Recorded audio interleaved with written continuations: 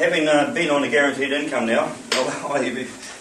receiving the pension, after 20 odd years of being self-employed as an artist, I can tell you it's real good to have a guaranteed income. And I'm thoroughly enjoying it, and I can just sort of struggling by, but it's real nice to have that time, which allows me to do other things. Instead of going out to work, I can do other things. So one of the things I have been doing is going to the estuary forums that I've been having. And I see there's another one coming up on the 17th where they're going to the Bell Island sewage treatment and how that affects the estuary and all that sort of stuff there.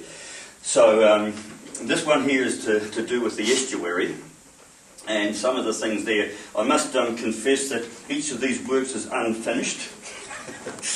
I did a heck of a lot of research, and I had a couple of interruptions and stuff like that that come along and trip you up when you're full on a project, but there it is for what it is. It'll never be finished, of course, but there are various bits of information here. But and one of it is this poem here by Cliff Fell. Now, if you people don't know, the new waterfront park out at Mapua, there's seating around there now. Okay, and into the concrete seating is etched this poem by Cliff, who has lived in Mapua and is a creative writing tutor at Polytech here.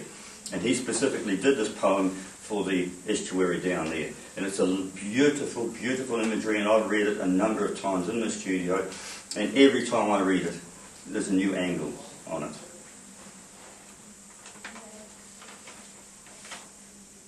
Quietude of the inlet, to feel the breeze and lapping of a wave.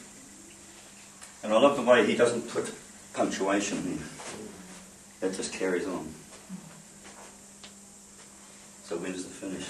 In the springtime they will come wandering out of the sun, the birds. The smell of salt and vinegar. A pie still picking at a shell as I wait and watch. For you, godwit and spoonbill, heron on the foreshore, don't be shy. Turn me, tides, into this again, the light that leads to the sea.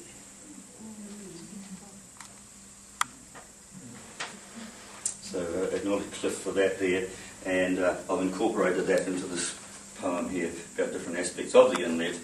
Some of the stuff up here, the Waimea estuary is at heart one of the most complex something of in New Zealand, estuary of international significance, and there's a whole lot of layers of meaning here. This is a map here of the original vegetation. This is a core sample that they did. I was talking to Trevor James, is it, the scientist, soil scientist at the TDC there, and they did core samples here, and he sent me a finding through here, and down the bottom parts here, it's sort of quite open in structure, the soil. Air gaps, pebbles, all that sort of stuff there. Then all of a sudden in the 50s and 60s, there's just solid mud. Oh, how did that happen? And what it was with the orchard cultivation in those days, they worked the land, so it was just soil on top. They didn't have grass on top. So when it rained, all the soil washed away, so they just ploughed up the land a bit more and exposed a bit more for the next deluge that came down. And so that wiped out all the shellfish beds in whole areas. Now this sample was taken over on by Research Orchard Road through there. Okay, and that's indicative of what's probably around that whole area there. So it's interesting, lots of information there. And so this sort of thing, the Resource Management Act was made to protect the estuary from things like this. And that's what this presentation on Saturday the 17th is going to be about, the sewage ponds out there and how that affects the estuary and how they manage it. Okay. Chronology. This is to do with the geology of the place, and there's different layers of information here. This is down Rocks Road, down here, up on the road up here, on the cliff up there. If you look at it carefully, you can see one layer of rocks going there, another layer going there, this layer is going up there. Okay? And there's a whacking great active fault going right through there, and the Bishop Belt fault is going through there, and that's very active in there. That's why that's coloured red. And there's heaps of fault lines all the way through there. It's really interesting reading. In doing that one, I got so carried away that I successfully managed to obliterate a heck of a lot of information. So you can't actually see it. But one of the things that I think is really important that's been missing there is that I've managed to cover over is this one here. And it sort of goes in there, but it gives you an idea of a cut-through profile at that particular point, going across there, just at the bottom of above Rabbit Island and Tahuna Nui Way, through there, and there's the actual structure of the land under there. It's just amazing there. But as I said, I've sort of obliterated it there, so I'll leave that there for now. One of the areas that I was looking at in my studies was the pre-European Maori, what evidence was there of them and how were they doing and what were they doing before the Europeans came here. I never had time to really get into it because they had so much other stuff here, but I did get hold of some of the industrial stoneworking sites that they had. Now there's over 40 industrial stoneworking sites, Maori stoneworking sites in this area. It was a very busy industry with argillite, I think it is. Next best thing to greenstone, there was mountains of it there. And they had slaves and a big trade, and there's still piles and piles of soil of rocks up there that they've chipped and hammered and processed in various ways, used different rocks to do different things. And I notice out there, Slow, the artist out there, has got a rock from Golden Bay with all different colours on it underneath his work there, and that's acknowledging the stone and that there. So it's a whole fascinating history of how the Maoris were using it. This rocks exposed in these different things and movements and so on there. This last one here I want to concentrate on now is the carrying on with this idea of serendipity. Fran invited me on this at this particular time, and it just so works out that not only is it 10 years since I've been down here, but on the 15th of March 1842, my mother's line, my mother's family, the Royals, R-O-I-L / Arail, R-Y-A-L-L as in Tony, he's the same family, but one was written down in English and the other was written down in Irish, Rail. Okay, they came out on the Bolton, 1842. This exhibition finishes on the 18th. So while I'm exhibiting here, it's exactly 170 years since they arrived on the beach out in there. Now I think that's just fantastic. You know, I acknowledge my ancestors, and I see those people there. I think it's fantastic. They landed on the beach there with what they had, and hope. 9 feet high scrub, bracken, toy, all over here. As far as you can see, it's wood, big forest over in the wood, but the rest of it was just scrub and bracken. And they had to try and make it work. They had to wait around for about a year inside the town here because the surveys, the sections weren't surveyed. There's a fabulous story about, a whole lot of stories about the history of people coming out in boats. Yeah. The first 4 boats, the 5 Sure and a few others there. I had a whole lot of other information that I haven't been able to get onto here. First 4 boats were the World Watchers, so they're called the Exploration Man or Establishment Man or something like that. I just can't forget what the name. But they were single men, or no, it was men only. It was men only, and they came out with prefabricated buildings, shelters, kitchens, administration buildings, all that sort of stuff, barracks and so on there to establish the things. And they got a group of young fellas there who were called the improvers, and while they were on the boat, when they landed, got on the boat, they were illiterate, as most of the people were. My great-grandfather's mark was, he signed his mark and someone had to sign beside him. Okay, so they educated these young fellas up, these young improvers up, on the 3-month voyage across there, and then when they landed, they got busy surveying, and they had labourers who were guaranteed 2 years' work and at wages, and they had to be of very good quality, hand-picked, reliable, honest, hard-working, not like our prerequisites across the Tasman who had to be criminals. We wanted the good guys, so I think it's somehow affected us in our national psyche in a way, you know, that these were the improvers and the hard workers, so I don't mind being associated with that.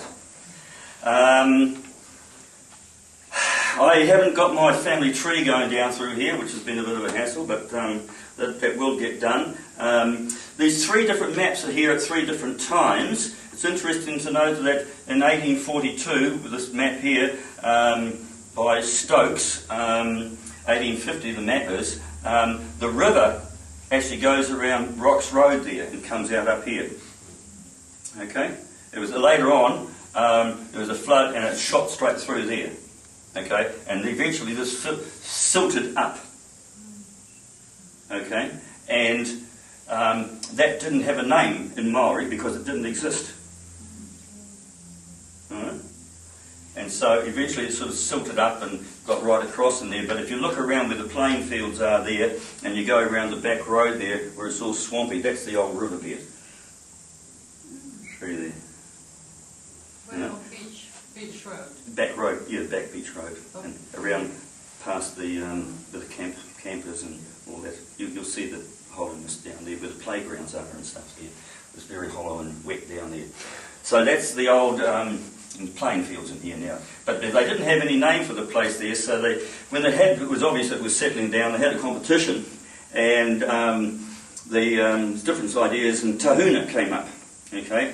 But then later on, when they started to develop it more into a holiday place and a recreation place, they wanted to get another name for it somehow, for some reason there, so they had another competition, and they came up with tahuna nui, which is big sand. Tahuna being sand. Tahuna nui. So that's a word created since the Europeans got here, probably by Europeans rather than by Maori.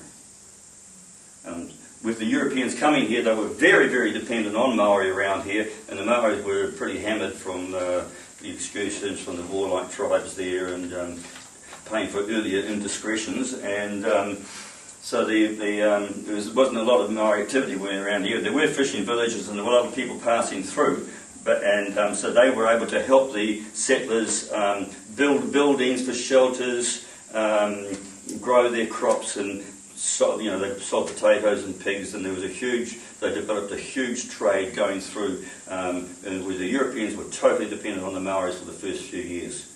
Eventually politics changed and all that sort of stuff. The company went bankrupt.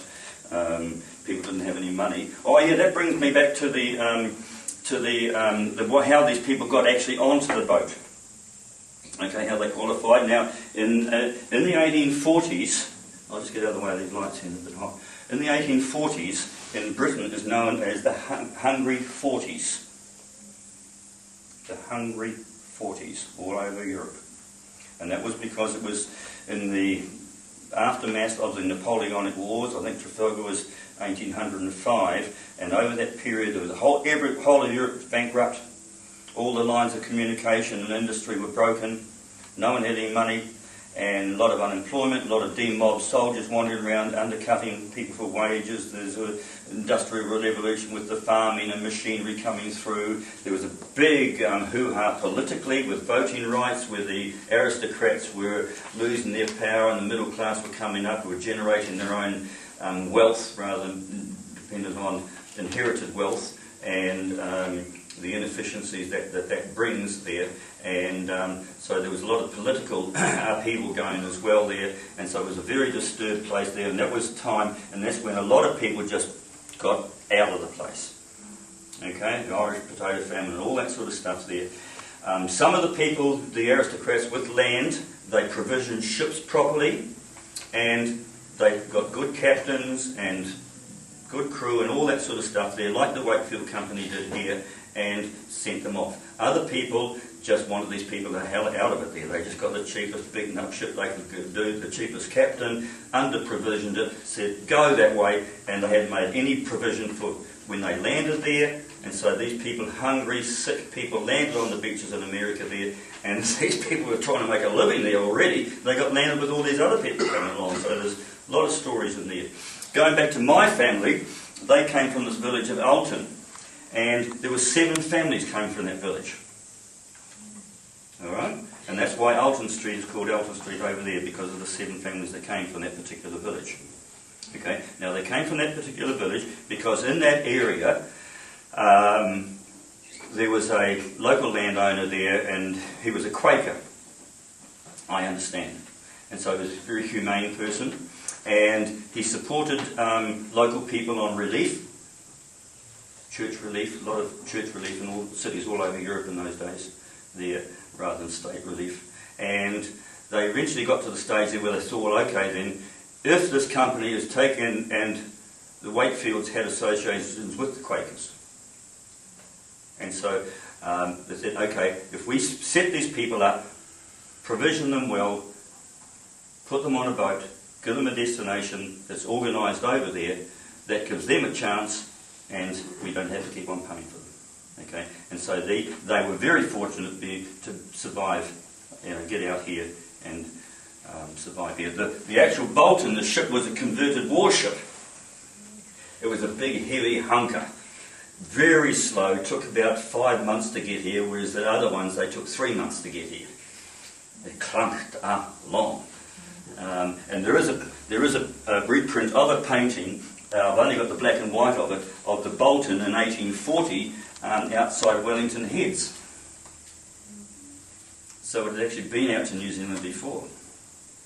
Gone back, converted into a immigration ship, and it took immigrants out. When they arrived in Nelson here, out here, what should have been on the rock out there but the Fife ship? Whoa, hold on, we're not going to go through that way. We'll just wait out here. And so they had a thing called, an area called the Bolton Hole here, and it's where the river scoured through here and scoured through there and swirled around and made a very deep hole there. So he did the soundings and he put the anchor down there. Okay, you joggers can row ashore from here. Right, so they rowed. And a lot of people got around all over the place with these skiffs and rowing boats and so on. There was a lot of trade like that anyway. So that area there is still called the Bolton Hole, or the Bolton Roads. Okay, another story about my family that I found out here. Now this area here is, you know where Saxton Fields is? Yeah. Okay, now Saxton was a farmer, and the Royals are mentioned in his diary on a couple of occasions, because they were neighbours. So where Saxton Field is there, then you come down this Bunnings, and it's where the Nayman Road and Saxton Road intersect there, in that area there to the estuary. They had land there, 50 acres around that area there. And now in 1962, there was a big article in the Nelson Evening Mail about this old cob structure being bulldozed down for the development of that whole area. And they were lamenting that it's just unfortunate that this place happens to be right where we want to put a road. And so everyone was very sort of concerned about this disappearing heritage, but that was well documented at that time. Now the fascinating thing about this one here is that one of the earliest structures that they built was a hop kiln. And it turns out, from what I've been reading, is that's probably the first hop kiln built in New Zealand. And because they came from southern England, where they grew hops, cider apples, and so on, this is what they did. So he grew hops, and he grew enough hops, and there was enough hop being grown around to justify a hop kiln to be built there. And he surfaced it with tile, with slates, probably brought out from Europe, England. Okay, so that's cob cottage, cob material there, and here's the hop kiln. Later, it was converted into a cidery.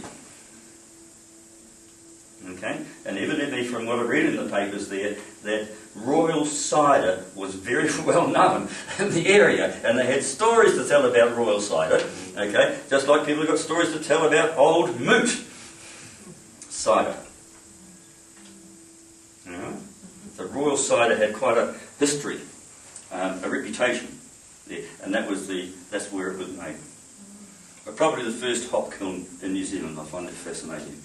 By that time, that was the son had built that there because the dad, the Thomas Royal, had got a ballot over in Rockville over in Golden Bay, and took up land over there. He, by the way, has the oldest existing headstone in the Collingwood Cemetery, Thomas Royal. Okay. I am firmly assured that I am related to at least half of Golden Bay. Okay, and everyone's got stories there. And if someone knows the Galulis, they run the estuary tours there. Bill Galuli there on the right there, this sort of Art Deco, thanks for coming, Art Deco cottage on the right here as you get into Collingwood there, that's his place there. And he, if you ever get to meet him, there's a walking historical encyclopedia about the whole place. And we share the same ancestral headstone. Okay, just to finish off here, some of these things here, just suggestion of horses and oxen, a lot of use of oxen there. Reminds me, teams of animals hauling stuff around there. There was a joker who had a team of goats, 24 goats, and he shifted a school building, which they cut in half. Can you imagine? Cut it in half, and they shifted from Nelson out to somewhere down the line out there. And this team of 24 goats provided the power. And how's that? 24 goats. And he used them for ploughing and all sorts of stuff, haulage. Yeah. Last one down here is they brought in English milking shorthorns. Because, and they're very distinguished because of their rich sort of reddy bronze colour. Although they do come in white or black, or sometimes with a mottled sort of a whitey, orangey, reddy colour. And that particular coating, like a palomino thing there, is evidently called a strawberry colour. Okay, so that's a particular term. And this particular one in here, this is in Maisie Road. And English shorthorns are specialised in that building, in that house up there in the Maisies. If you look in those paddocks there, opposite where Redwood Cellars are, they're English shorthorns. They're changing into much more beefy animals now, so they're not so much milking shorthorns, a bit slimmer. The beefy ones a bit more muscular. And so, talking with Bill Maisie about this there, he said they're about half and half milking and half beef. And they're beautifully fed and healthy cattle there. And here he is out there about a month ago there, he's hobbling out there to the cow there, he crouches down there and he's milking it out in the paddock there now. He does it every day. Living history. Beautiful. Just so beautiful. Okay, so that's basically me and my story. Oh, there's other things here just to finish off. The census, amazing difference between 1845 and 1849. I've got the papers here, but I won't sort of bore you too much, but just to introduce you to it. These are photocopies of the actual census and how they were demarcated and pointed out. Some of the things that they were looking for, whether people were literate. No, they broke down literacy into more than that there. Whether they could write English was one tick. Whether they could read English was another tick. Whether they could read and write was another tick. And my ancestor, the male, he had his cross when he enrolled on the ship there. But by 1845, he could read, but he couldn't write. And there was a lot of effort on board the boats for people to educate themselves, because this was the first time in their lives that they had the opportunity to get an education.